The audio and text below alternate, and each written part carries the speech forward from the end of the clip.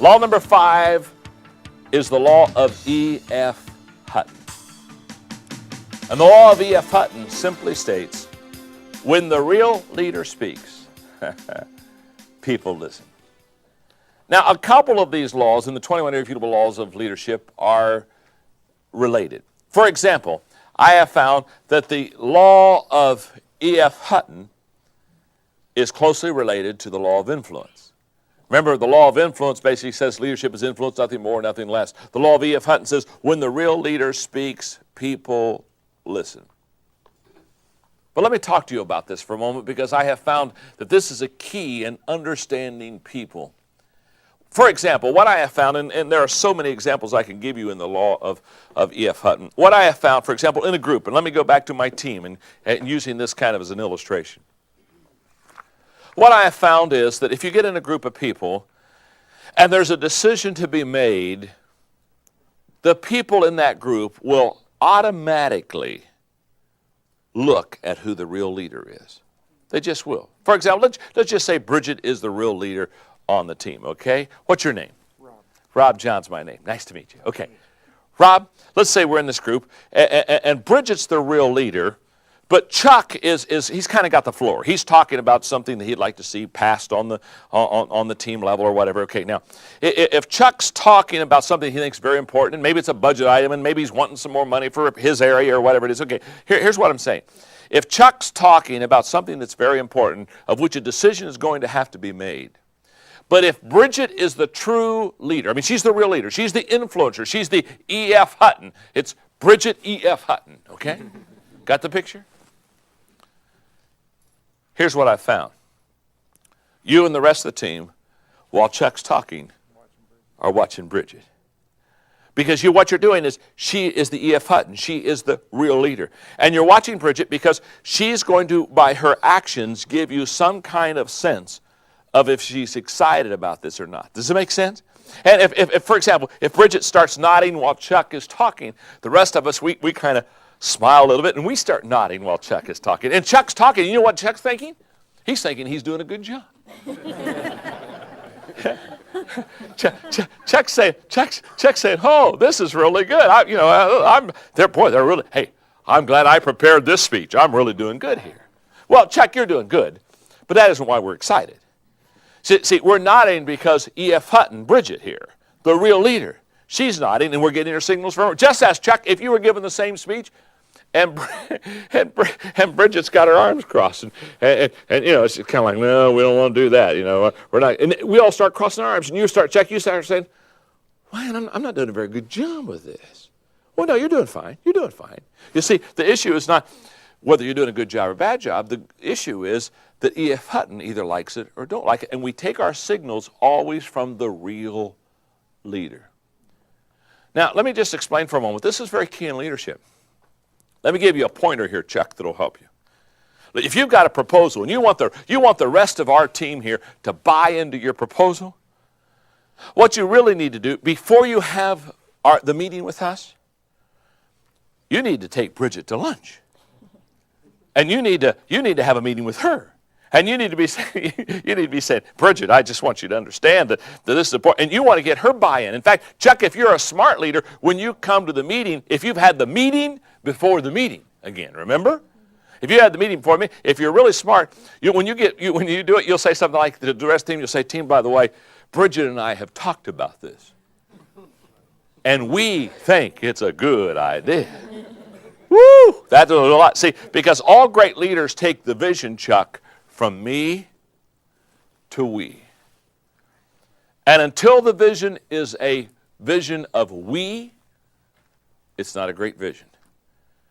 And what you need to do is you need to understand who the influencers are. You need to know who the E.F. Huttons are. And this is very key, because what I have found in leading now for 30 years, I have found that a leader's responsibility is to pick out who the E.F. Huttons are. And you know what?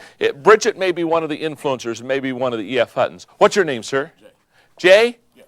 Jay may be one of the influencers. And see, as a leader, I say, okay, man, I need Jay in this project. I need Bridget in this project. What's your name, sir? Tommy. I might say, okay, I got to have Tommy in this project. Okay, what I do is, here's what I want you to know. There may be a couple hundred people in the studio, but what you have to know is you have to go to the influencers. And if it's Jay, and if it's Tommy, and if it's Bridget, if these are the people that are the influencers, I need to bring them in because they're the E.F. Huttons. And when they speak, they're going to carry the ball for me. In fact, here's the way I have always tried to do it as a leader. I've never had a meeting with everybody until I've had meetings with the key people. And what I would do is I'd walk into a room like this and I would say, listen, gang, I'm very excited about a vision. I'm very excited about something I want to share with you.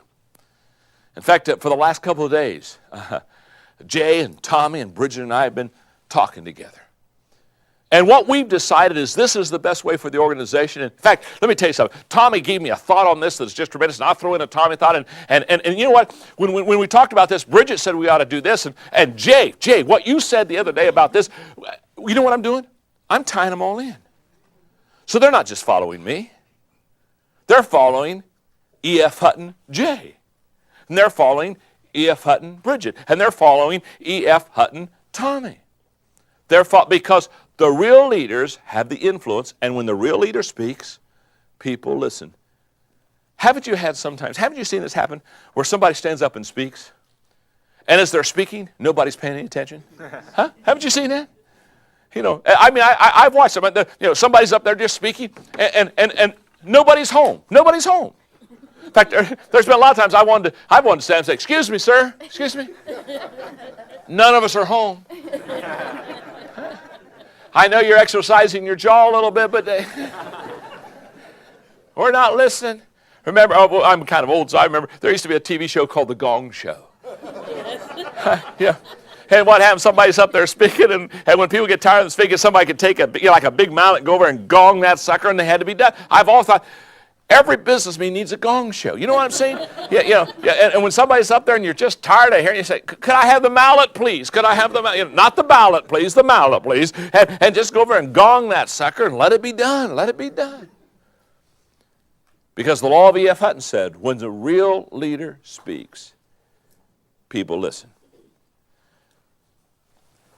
That's why it's so important for you and I to understand that we've got to be more than positional leaders. And in your notes, let me explain the difference between positional leaders and real leaders.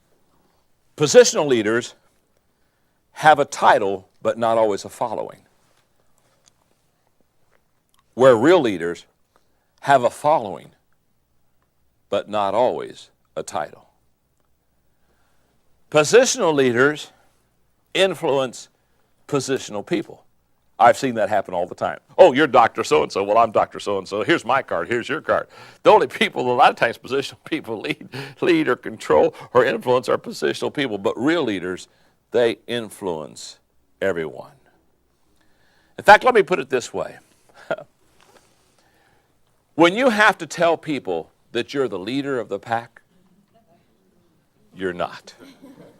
And every once in a while I have somebody say, "Well, you know, I just have to declare my leadership. I just have to stand up and say, hey, I'm the leader. Follow me." That's why I love the leadership proverb. It says, "He that thinketh he leadeth and hath no one following him is only taking a walk." And don't you know, okay, people taking walks? Why? They're taking walks because they're not E.F. Hutton. So what makes a real leader? What defines a real leader? Look at your notes, because I think this is huge. Real leaders become real leaders because of character. In other words, who they are. Real leaders become real leaders because of relationships, who they know. Real leaders become real leaders because of knowledge, what they know. Real leaders become real leaders because of intuition, what they feel. Real leaders become real leaders because of experience, where they've been. Real leaders become real leaders because of past successes, what they've done. And real leaders become real leaders because of ability, what they can do. What I've just shared with you about real leaders becoming real leaders Spend some time there. Ask yourself, am I a person of character? Do I have good relationships with people around me? Do I know what I'm doing? Do I sense what's happening to those around me? Do I have good experience? Have I had some good wins under my belt and some past experiences? And do I have just good, decent ability? Because the law of E.F. Hutton says, when the real leader speaks, people listen.